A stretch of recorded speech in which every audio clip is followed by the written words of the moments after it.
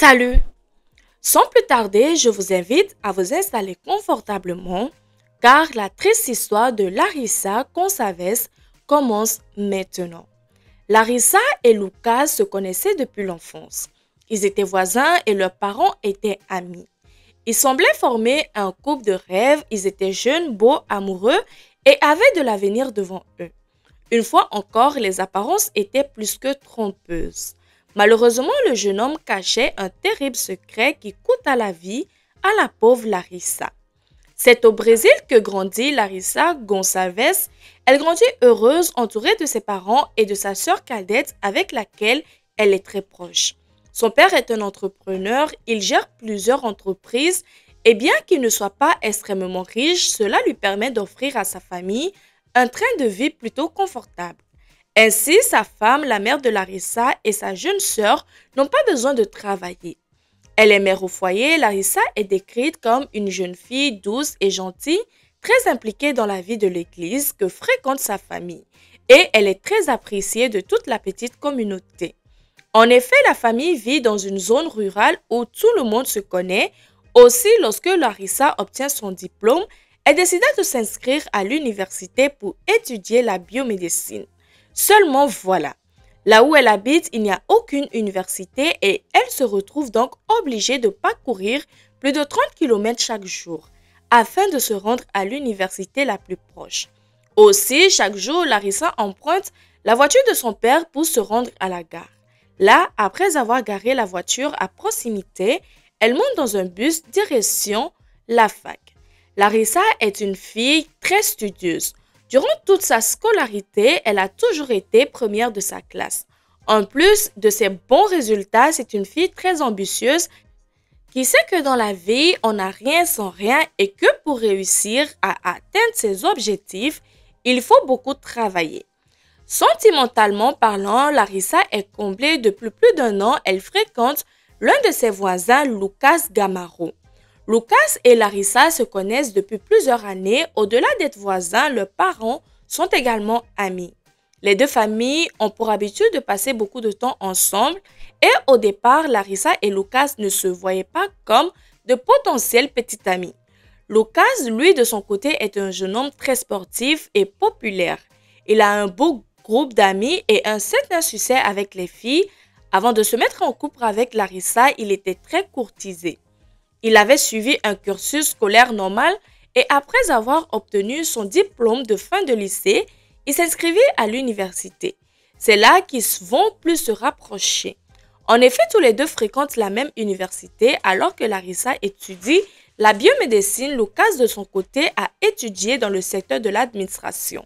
Les choses ont évolué petit à petit entre les deux jeunes gens, jusqu'à ce que finalement ils se voient différemment et qu'ils décident de se mettre ensemble pour le plus grand bonheur de leurs familles respectives qui trouvent d'ailleurs qu'ils forment un très beau couple. La première année à l'université se passa bien. Larissa est ravie et travaille assidûment comme à son habitude, mais au bout de quelques mois, Lucas va se rendre compte qu'il n'a pas d'attrait particulier pour les études. Du coup, il décida au milieu de sa première année d'abandonner. Aussi, un jour, il annonça à Larissa que les études en administration, ce n'était pas son truc et qu'il a envie de faire d'autres choses. Il rêve de gloire, de strass et de paillettes. Il veut devenir modèle photo. Larissa, qui soutient habituellement son petit ami, est pour le coup choquée et perplexe par sa décision. Mais elle lui conseille de suivre ses envies, de tout faire pour passer dans le milieu de la mode.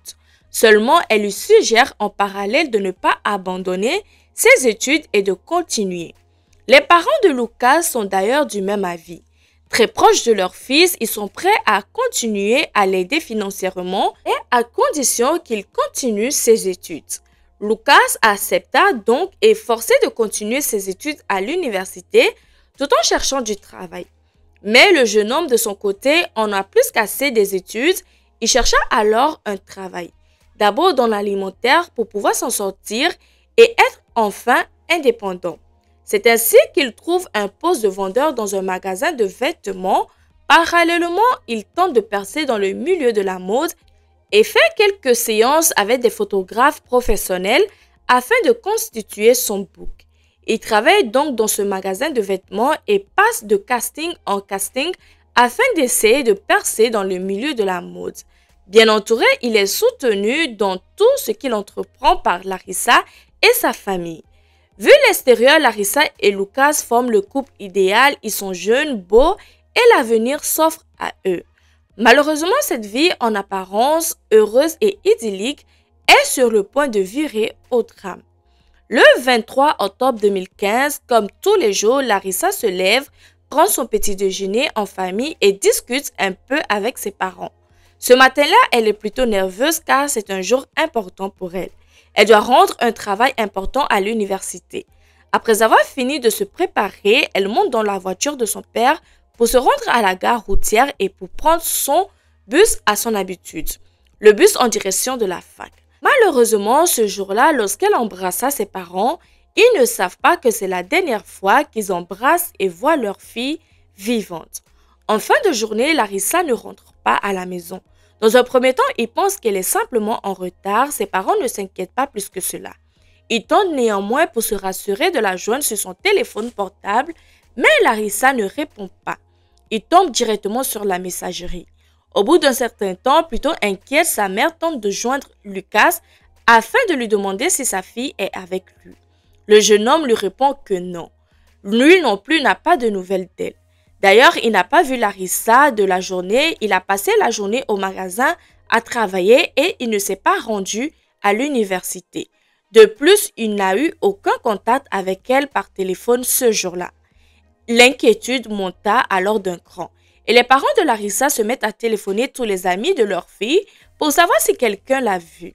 Ils vont même jusqu'à frapper chez certains voisins. Peut-être que sur le chemin du retour, elle s'est arrêtée chez l'un d'eux pour discuter et elle n'a pas vu le temps passer. Mais malgré toutes les recherches, personne n'a vu Larissa depuis qu'elle a quitté la maison le matin. Personne ne l'a vue.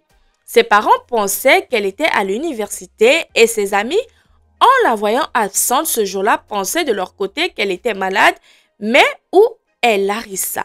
Larissa peut donc bien se trouver où?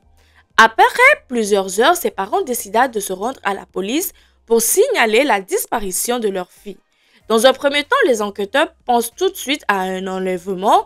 En effet, le statut d'entrepreneur de son père les laisse supposer que la jeune fille aurait pu être enlevée par des ravisseurs, ce qui n'est pas rare au Brésil. Seulement, ses parents rejettent immédiatement cette hypothèse. Effectivement, son père est un entrepreneur, mais la famille est loin d'être riche. Quoi qu'il en soit, il demande à la famille de retourner chez eux et d'attendre un éventuel appel des ravisseurs. Durant ce temps-là, les policiers commencent leur enquête. Ils décident dans un premier temps de retracer le parcours effectué par Larissa ce matin-là. En effet, ses parents sont persuadés qu'il lui est arrivé quelque chose sur le chemin de l'université. Ils commencent donc par se rendre à la gare routière et là, ils vont constater immédiatement que la voiture de Larissa ne se trouve pas sur le parking. Ils interrogent alors plusieurs potentiels témoins pour savoir si quelqu'un a vu la jeune fille. Et effectivement, plusieurs témoins vont lui dire qu'ils ont vu ce matin Larissa arriver en voiture. Elle se serait garée comme à son habitude et alors qu'elle était sur le point de quitter son véhicule, deux personnes, un homme et une femme, se seraient approchés d'elle. Il aurait forcé à l'aide d'une arme à remonter dans sa Fiat rouge sur la banquette arrière. L'homme aurait pris le volant et tous les trois sont repartis avec la voiture de Larissa.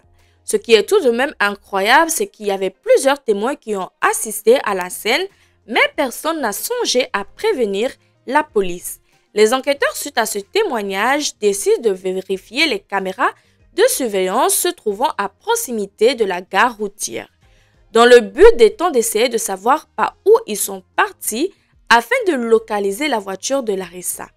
Et effectivement, les images de vidéosurveillance confirme les dires des différents témoins. On peut y voir la voiture de Larissa avec plusieurs personnes à l'intérieur. C'est un homme qui est au volant. Mais il est impossible de déterminer avec précision qui est cette personne. Les images des caméras n'étant pas assez nettes, les enquêteurs décident alors de retracer le chemin emprunté par la voiture de Larissa. Mais ils vont perdre sa trace entre deux caméras. Ils se rendent donc sur le terrain à la recherche de la voiture. C'est ainsi qu'il retrouve la voiture arrêtée sur le bord de la route, les vitres et les portes ouvertes et les clés toujours sur le contact à l'intérieur du véhicule. Il trouve le sac de Larissa ainsi que ses différents objets personnels lui appartenant. Mais il n'y a aucune trace de lutte, aucune trace de sang, de marque prouvant que la jeune fille était ne serait-ce que blessée.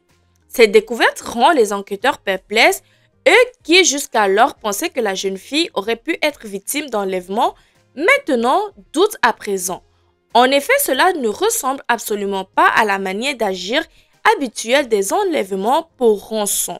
Ils continuent donc leur enquête cherchant désormais d'autres pistes que l'enlèvement. Le 3 novembre 2015, un randonneur fit une terrible découverte.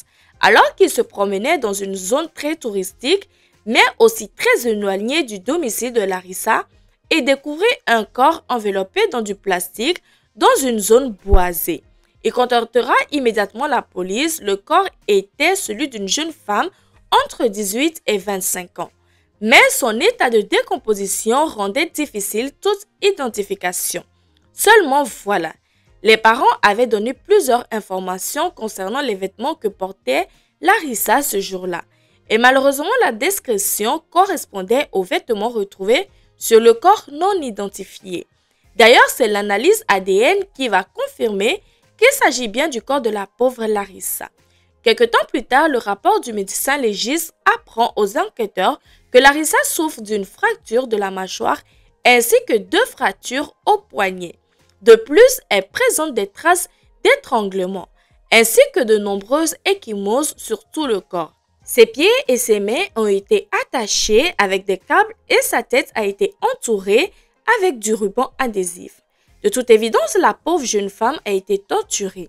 À présent, pour les policiers, il n'y a plus aucun doute, la pauvre Larissa ne semble pas être une victime au hasard. L'acharnement qu'elle a subi laisse penser que le mobile est sûrement personnel. Les agresseurs semblaient connaître la jeune femme. De toute évidence, ils voulaient lui faire du mal, la faire souffrir, elle ou sa famille. De plus, le crime semble être prémédité. Après ces nouvelles découvertes, les enquêteurs se retournent une nouvelle fois vers la famille, demandant à ses parents s'ils connaissaient des ennemis à leur fille. Mais comme je vous l'ai dit dès le départ, la jeune fille était très appréciée dans la communauté. Elle fréquentait l'église assidûment et n'avait aucun ennemi, du moins connu du côté de son père, comme du côté de sa mère. C'est la même chose, il ne voit personne qui aurait pu vouloir le faire du mal. Naturellement, les enquêteurs se tournent également vers son petit ami, Lucas. La disparition de la jeune femme, Lucas s'était beaucoup exprimé dans les médias. Il était en quelque sorte le porte-parole de la famille. D'abord, dans un premier temps, alors qu'elle était toujours portée disparue, il s'exprima dans la presse pour raconter à quel point ils étaient inquiets et qu'ils faisaient tout ce qui était possible pour la retrouver. Puis, lorsque son corps fut découvert, il réclamait justice pour celle qui était sa petite amie. Lorsque les enquêteurs le questionnent, il leur répondit qu'il n'avait aucune idée de ce qui était arrivé et de plus, il ne connaissait personne qui pourra vouloir du mal à sa petite amie. L'enquête était donc au point mort. Les policiers n'avaient aucune nouvelle piste et la famille commençait à être désespérée. C'est alors qu'un informateur anonyme contacta la police. Il leur conseilla de s'intéresser à un certain José Roberto. Cet homme n'est pas un inconnu, c'est le patron de Lucas. Cet homme d'affaires de 35 ans est le propriétaire du magasin où travaille le jeune homme. De plus, il est patron d'une agence de mannequinat. Les policiers vont découvrir beaucoup de choses suspectes et choquantes. Ils interrogent plusieurs personnes et certains révèlent que les 2 hommes sont en réalité en couple. Ils ont plusieurs fois voyagé ensemble, assisté à des conférences, à des défilés de mode et à des séances de photos. José Roberto présentait d'ailleurs à tout le monde Lucas comme étant son petit ami. Vous imaginez bien que c'est un véritable choc. Pour la police, Lucas est connu comme le petit ami de Larissa. À présent, les pièces du puzzle se rassemblent et ils ont un potentiel mobile pour ce terrible crime. Suite à cette découverte, il convoqua José Roberto pour entendre sa version. Celui-ci arrive donc au poste de police, mais pas seul, accompagné de son avocat. Très rapidement, Roberto avoua être le commanditaire de ce terrible meurtre. C'est la stupeur au commissariat. Et ce qu'il ajouta choque encore plus les enquêteurs. Selon lui, quelques semaines auparavant, Larissa avait découvert des messages compromettants sur le téléphone de son petit ami Lucas. Elle pensait alors qu'il avait une maîtresse, mais en fouillant un peu plus dans son téléphone, elle découvrit que le numéro avec lequel il échangeait ses messages était en effet celui de son patron José Roberto. Complètement choquée, la pauvre jeune femme demanda alors des explications à Lucas. La discussion s'envenima. Ils se sont disputés violemment et le même menacé de raconter tout à sa famille. Seulement voilà, Lucas n'était absolument pas prêt à assumer cette liaison homosexuelle et surtout pas devant sa famille. Il savait très bien que sa famille était très croyante et plutôt conservatrice et qu'il n'accepterait jamais l'homosexualité de leur fils. De plus, lui qui vivait grâce à l'argent de ses parents depuis quelques mois avait peur que ceux-ci, en découvrant cette relation, lui coupent les vivres. Il se confia alors à son amant, lui raconta tout ce qui s'était passé et il réfléchit à une solution. Ils en arrivent à la conclusion que la meilleure chose à faire, c'était de faire disparaître Larissa. C'est José Roberto qui est le premier à amener cette terrible idée. Pour lui, c'était l'unique solution à tous leurs problèmes. Il contacta alors une amie infirmière, Rosiane Rosa Dalciva, qui accepta de l'aider gratuitement à faire disparaître la jeune femme. Mais celle-ci avait besoin d'un complice, un homme de main, quelqu'un pour faire le sale boulot. Aussi, José Roberto lui confia un équivalent d'environ 200 € afin qu'elle puisse trouver un homme de main. Et aussitôt, c'est ce qu'elle fit. Valder Bispo Don Santos accepta de se joindre à l'équipe. À présent, ils sont complets. Ils planifient ensemble la terrible attaque. Ce jour-là, ils étaient déjà à la gare routière lorsque Larissa arriva au volant de la voiture rouge de son père. Depuis plusieurs jours, ils avaient épié et surveillé les faits et gestes de la jeune femme pour connaître avec précision ses habitudes et son emploi du temps. D'ailleurs, il n'était pas totalement passé inaperçu car plusieurs voisins de Larissa ont connu Walter les jours précédents. Il avait vu plusieurs fois prendre des photos dans le quartier, ce qui confirme bien que le crime avait bel et bien été prémédité. Lorsque Larissa arriva, il l'a menacée et l'a forcée à monter dans sa voiture. Et c'est Valder qui prit le volant. Tous les trois se rendirent en réalité au domicile de José Roberto. Là-bas, ils lui ont attaché les mains et les pieds avec du ruban adhésif et vont la descendre au sous-sol. Pendant que lui, il était parti pour faire disparaître la voiture de Larissa, Valder prit un haltère de 5 kilos et frappa Larissa au visage. Elle perdit alors connaissance et c'est à ce moment-là qu'il décida froidement de l'étrangler. Sachez que le médecin légiste n'a pas été capable de déterminer si c'était des coups au visage ou l'étranglement qui avait tué la pauvre Larissa. Après le terrible meurtre, ils ont enveloppé le corps dans du plastique, vont la déposer dans la voiture de José Roberto et y partit la jeter là où elle fut découverte quelques jours plus tard. Suite aux aveux de José Roberto, Lucas fut immédiatement arrêté afin d'être lui aussi interrogé. Lucas nia avoir eu une relation avec son patron et va affirmer n'avoir eu aucune idée de ce que José Roberto avait fait. Il n'était absolument pas en couple. Selon lui, cet homme, son patron, était littéralement obsédé par lui. De plus, il n'y avait aucune preuve scientifique le reliant au crime. Il fut donc au bout de quelques heures libéré. Les trois autres protagonistes, eux, resteront en prison en attendant leur procès.